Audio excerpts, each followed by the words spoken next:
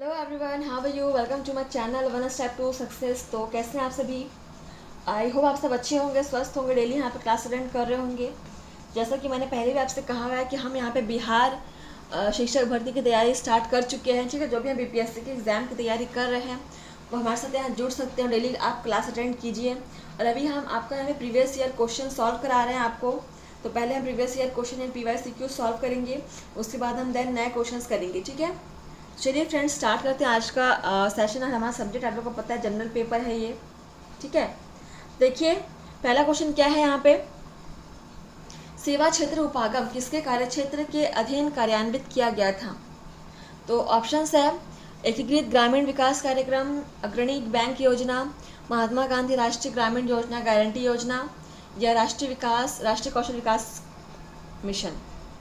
तो पढ़िए 61 number question को आंसर कीजिए कि सेवा क्षेत्र उपागम किसके कार्यक्षेत्र के अधीन कार्यान्वित किया गया था?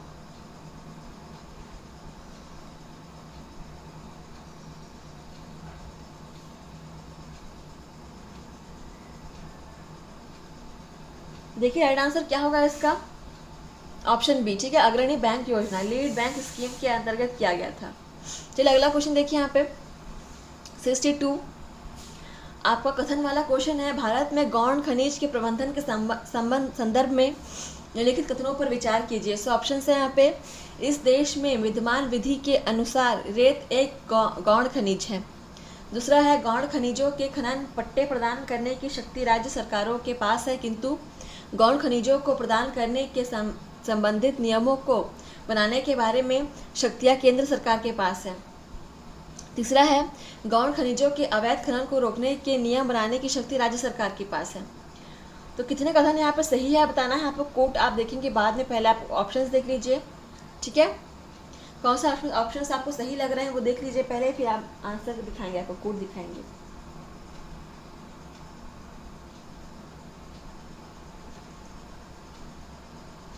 तो देखिए यहाँ पे केवल 1 और 3 नंबर सही है। ठीक है, देखते कहाँ पे दिया हुआ है। देखिए आपका पहला ऑप्शन ही है 1 और तीसरा आपका ऑप्शन सही है, इसमें दिया हुआ है। चलिए आगे बढ़ते हैं। अगेन आपका कोट वाला है, निम्नलिखित कथनों पर विचार कीजिए। क्वेश्चन नंबर 63, भारत का अधिकांश विदेशी ऋण सरकारी तत्वों के ऋणी होने के द्वारा है, या भारत का सारा विदेशी ऋण US डॉलर के मूल्य वर्ग में है? कोड भी आप देख ही सकते हैं यहाँ पे। आंसर कीजिए क्वेश्चन नंबर 63।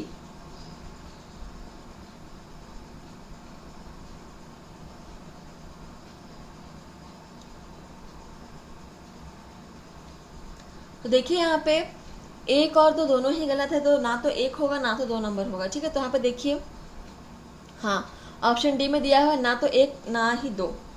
ठीक है, चलो अगला क्वेश्चन बढ़ते हैं यहाँ पे 64, भारत के किसी वाणिज्यिक बैंक की परिसंपत्ति में निम्नलिखित में से क्या शामिल नहीं है? सो ऑप्शन है अग्रिम, जमा, निवेश, मांग तथा अल्प सूचना मुद्रा।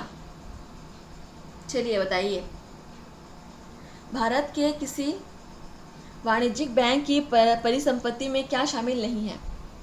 ऑप्शंस देखिए और आंसर कीजिए।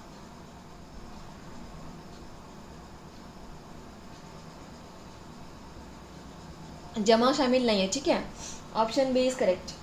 अगला क्वेश्चन नंबर 65 देखिए, भारत के संदर्भ में मुद्रा संकट के जोखिम को कम करने में निम्नलिखित में से किस या किन कारकों का योगदान है? ऑप्शंस है भारत के IT सेक्टर के विदेशी मुद्रा अर्जन का, सरकारी व्यय के बढ़ने का, विदेशस्थ भारतीयों द्वारा भेजे गए धन का।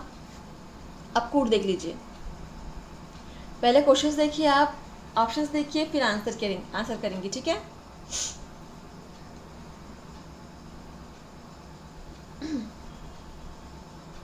तो देखिए, तो फ्रेंड्स यहाँ पे ऑप्शन फर्स्ट और तीसरा ही सही होगा। ठीक है, तो इस प्रकार से कोड देखते हैं, बिल्कुल ऑप्शन बी इज करेक्ट। 1 और 3 यहाँ पे सही होगा।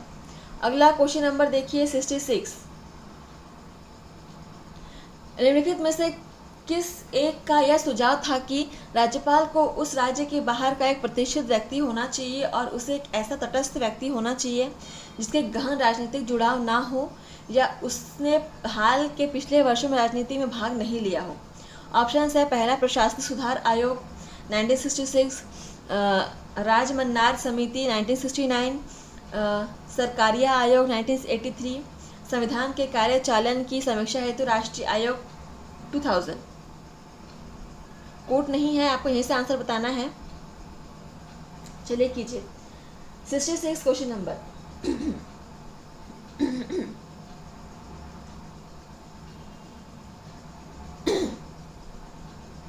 तो ऐसा कौन होगा? सरकारिया आयोग। ठीक है, ऑप्शन सी इज करेक्ट। इसको आप नोट डाउन कर सकते हैं, बहुत ही इंपॉर्टेंट है। क्वेश्चन नंबर 67 देख लीजिए यहाँ पे।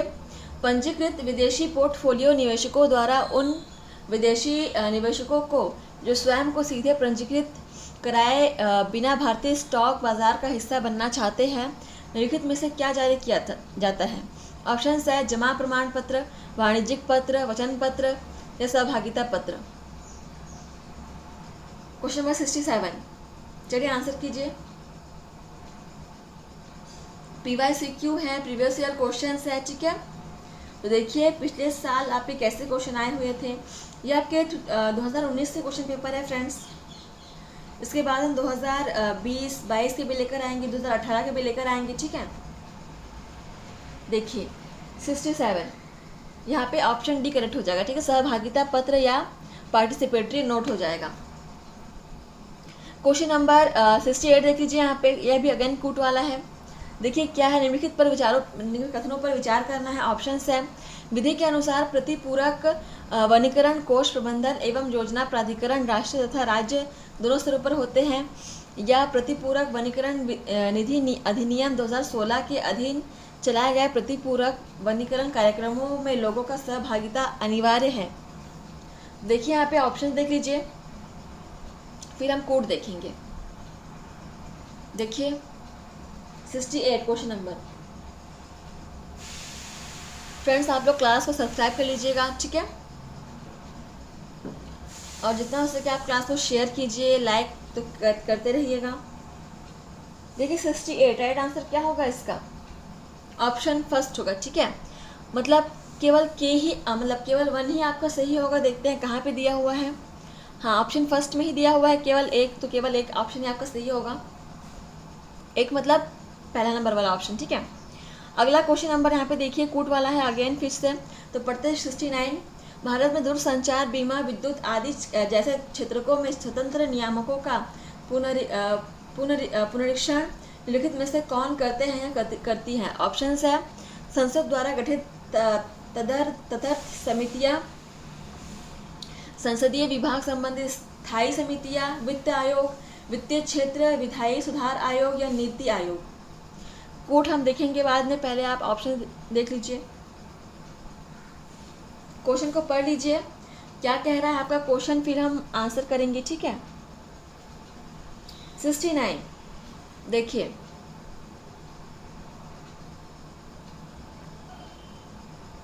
ऑप्शन कौन सा आपका सही हो जाएगा? देखिए केवल एक और दो नंबर वाला ऑप्शन ही सही होगा। ठीक है, देखिए कहाँ पे दिया हुआ है, अब बिल्कुल ऑप्शन ए में ही दिया हुआ है। चलिए अगला क्वेश्चन देखिए 70, ये भी आपका कूट वाला है। तो देखिए क्वेश्चन को पढ़ लेते हैं। 70 नंबर, भारत की पंचवर्षीय योजना के संदर्भ में निम्नलिखित में से कौन सा या कौन से कथन सही है? तो ऑप्शन देखिए, दूसरी पंचवर्षीय योजना से बुनियादी तथा पूंजीगत वस्तु उद्योगों के प्रतिस्थापन की दिशा में निश्चयात्मक जोर दिया गया। चौथी पंचवर्षीय योजना में संपत्ति तथा आर्थिक शक्ति के बढ़ते संकेंद्रण की पूर्व प्रवृत्ति के सुधार का उद्देश्य अपनाया गया। या तीसरा, पांचवी पंचवर्षीय योजना में पहली बार वित्तीय क्षेत्र को योजना के अभिन्न अंग के रूप में शामिल किया गया। तो कूट हम देखेंगे बाद में। ठीक है, पहले आप ऑप्शंस देख लीजिए।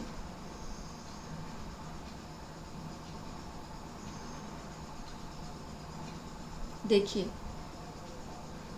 तो देखिए यहाँ पे केवल पहला और दूसरा ऑप्शन ही सही होगा। ठीक है, तो देखिए ऑप्शन नंबर फर्स्ट में यहाँ पे दिया हुआ है केवल एक और दो। चलिए अगला क्वेश्चन देखते हैं 71। एशियाई आधारित संरचना निवेश बैंक के संदर्भ में निम्नलिखित में से कौन सा कथन सही है? फिर से आपको कथन चुनना है। जो ऑप्शन है AIIB के 80 से अधिक सदस्य राष्ट्र हैं। AIIB में भारत सबसे बड़ा शेयर धारक है। AIIB में एशिया से बाहर का कोई सदस्य नहीं है। चलिए आप बताइए कौन सा यहाँ पे कथन सही हो जाएगा। 71।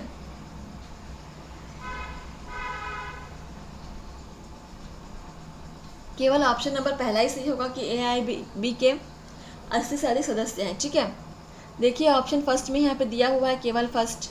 ठीक है, 72 देखते हैं यहाँ पे। हाल ही में भारतीय बैंकों और वित्तीय संस्थाओं द्वारा अंतर ऋणदाता करार पर हस्ताक्षर करने का क्या उद्देश्य था।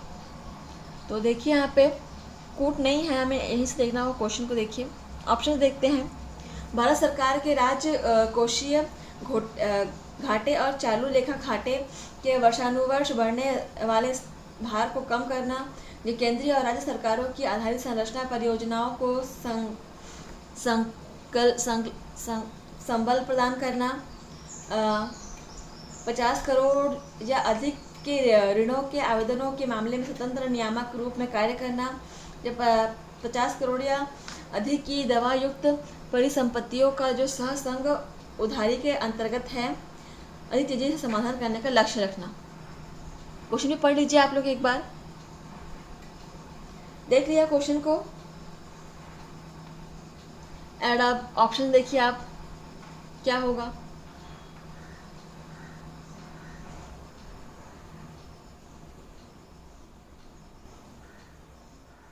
देखिए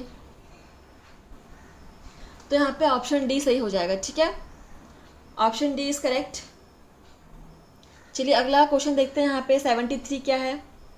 सार्वजनिक क्षेत्रक बैंकों में अध्यक्षों का चयन कौन करता है। सो ऑप्शन है बैंक बोर्ड ब्यूरो, भारतीय रिजर्व बैंक, केंद्रीय वित्त मंत्रालय या संबंधित बैंक का प्रबंधन। क्वेश्चन नंबर 73, सार्वजनिक क्षेत्रक बैंकों में अध्यक्षों का चयन कौन करता है। बैंक बोर्ड ब्यूरो करता है। ठीक है, ऑप्शन फर्स्ट यहाँ पे करेक्ट हो जाएगा।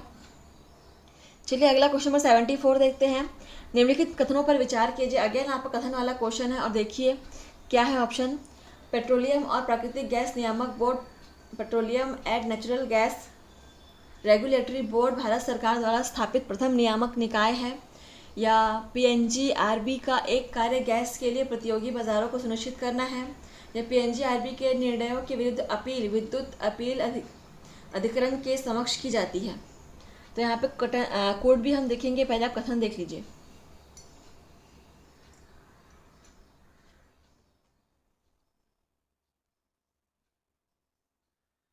देखिए 74 नंबर देखा आपने ऑप्शंस को अच्छे से, और देखिए यहाँ पर केवल ऑप्शन नंबर 2 और 3 ही सही है। ठीक है, देखते किस ऑप्शन में दिया हुआ है।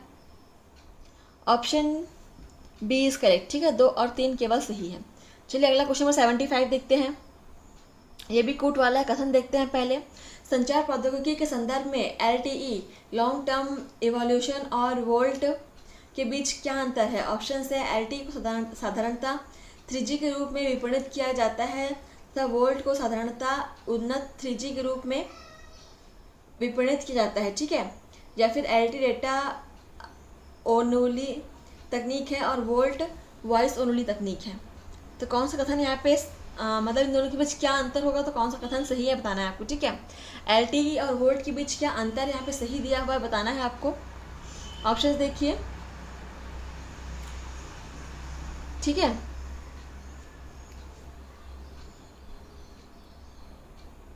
देखिए तो देखिए फ्रेंड्स यहाँ पे दोनों कथन गलत दिए हुए हैं। ठीक है, हमें से कोई भी कथन सही नहीं है। तो देखिए कौन सा, हाँ यहाँ पे देखिए ऑप्शन डी में दिया ही हुआ है, ना तो ए ना तो 1 ना तो 2। ठीक है, क्वेश्चन नंबर 76 देखिए यहाँ पे, ये भी कोट वाला क्वेश्चन है। देखिए मातृत्व लाभ अधिनियम 2017 के संदर्भ में निम्नलिखित में से कौन सा कथन सही है। ऑप्शन है गर्भवती महिलाएं प्रसव पूर्व 3 महीने और प्रसवोत्तर 3 महीने के लिए सवेतन अवकाश की हकदार है। शिशु गृहों वाले प्रतिष्ठानों के लिए माता को प्रतिदिन कम से कम 6 बार शिशु गृह जाने की अनुमति देना अनिवार्य होगा, या 2 बच्चों वाली माताओं को न्यूनीकृत हक मिलेंगे। तो कोट आप देख लीजिए यहाँ पे।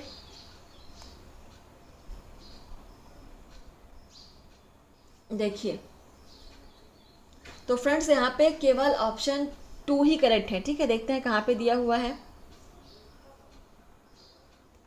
ऑप्शन 2 की 3 नहीं, एक्चुअली 3 करेक्ट है। ठीक है, ऑप्शन 2 नहीं 3 करेक्ट है। तीसरा नंबर करेक्ट है कि 2 बच्चों वाली माताओं को न्यूनीकृत हक मिलेंगे। ठीक है, तो 36 का क्या होगा? ऑप्शन सी होगा, केवल 3 हो जाएगा। ठीक है, चलिए अगला क्वेश्चन नंबर यहाँ पे 77 देखते हैं, और ये कूट वाला नहीं है। देखिए, निम्नलिखित में से कौन सा एक विश्व बैंक के कारोबार सुगमता सूचकांक का उप सूचकांक नहीं है? सो ऑप्शन है कानून और व्यवस्था बनाए रखना, करों का भुगतान करना, संपत्ति का पंजीकरण करना, निर्माण परमिट संबंधी कार्य करना। देखिए 77 आंसर कीजिए, और राइट आंसर होगा ऑप्शन फर्स्ट, कानून और व्यवस्था बनाए रखना। ठीक है, ऑप्शन फर्स्ट इज करेक्ट। अगला देखिए 78 यहाँ पे, भारत में निम्नलिखित में से किसमें एक महत्वपूर्ण विशेषता के रूप में विस्तारित उत्पादक दायित्व आरंभ किया गया था? ऑप्शन है जैव चिकित्सा अपशिष्ट नियम 1998, पुनर्चक्रित प्लास्टिक नियम 1999, ई अपशिष्ट नियम 2011, खाद्य सुरक्षा और मानक नियम 2011। पढ़िए क्वेश्चन का आंसर कीजिए, बहुत ही अच्छा क्वेश्चन है। क्वेश्चन नंबर 78,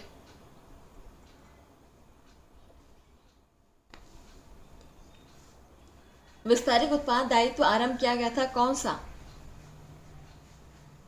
78 देखिए यहाँ पे ऑप्शन सी इज करेक्ट। ठीक है, ई अपशिष्ट नियम 2011, ऑप्शन सी।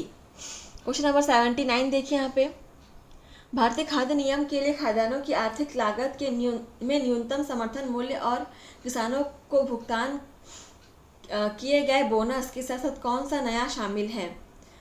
साथ और क्या शामिल है? ठीक है, और क्या शामिल है? ऑप्शंस हैं केवल परिवहन लागत, केवल ब्याज लागत, प्रापण प्रासंगिक प्रभार तथा वितरण लागत, प्रापण प्रासंगिक प्रभार तथा गोदामों के प्रभार। चलिए आंसर कीजिए। क्वेश्चन नंबर 79,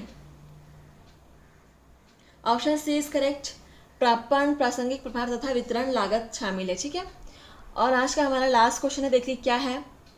किसी भी देश के संदर्भ में निम्नलिखित में से किसे उस देश की सामाजिक पूंजी के भाग के रूप में समझा जाएगा? सो ऑप्शन है जनसंख्या के साक्षरों का अनुपात, इसके भवनों, अन्य आधारित संरचना और मशीनों का स्टॉक, कार्यशील आयु समूह की जनसंख्या का आमाप, समाज में आपसी भरोसे और सामंजस्य का स्तर। बहुत ही अच्छा क्वेश्चन, आप लोग आंसर कीजिए। और ये लास्ट क्वेश्चन है आज का। तो फ्रेंड्स, आप लोग क्लास के लास्ट में मुझे कमेंट करके बताएंगे कि आपने कितने क्वेश्चन सॉल्व किए हैं। ठीक है, और कितने क्वेश्चन आपसे बन रहे हैं। और क्लास को लाइक शेयर कमेंट करना मत भूलिएगा। देखिए यहाँ पे क्वेश्चन नंबर 80 का राइट आंसर क्या हो जाएगा? ऑप्शन डी होगा। ठीक है, समाज में आपसी भरोसा और सामंजस्य का स्तर ही है जो एक देश की सामाजिक पूंजी के भाग के रूप में समझा जाता है। ठीक है, तो आपका सेशन यहीं पर समाप्त होता है। फ्रेंड्स, आपने कितने आंसर सॉल्व किए हमें बताइएगा, और ऐसे आप लोग पढ़ते रहिएगा, प्रैक्टिस करते रहिएगा। ठीक है, और जुड़े रहिए हमारे साथ, और अपने जितने भी फ्रेंड्स हैं उनको आप ये क्लास शेयर कर सकते हैं। धन्यवाद फ्रेंड्स, मिलते हैं आपसे नए सेशन में नए क्वेश्चन के साथ, नए सब्जेक्ट के साथ। आज के लिए बस इतना ही।